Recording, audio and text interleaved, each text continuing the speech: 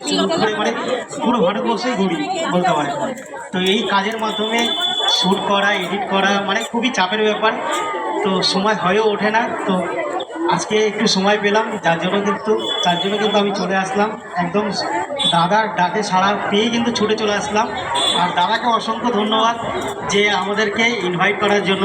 আর সত্যি বলছি, গ্রামীণ মেলা ব্যারাকপুরে এটা আমার জানা ছিল না, কিন্তু যেইভাবে আয়োজন হয়েছে আগামী দিনে এটা আরও বড় হবে যদি আপনারা পাশে থাকেন।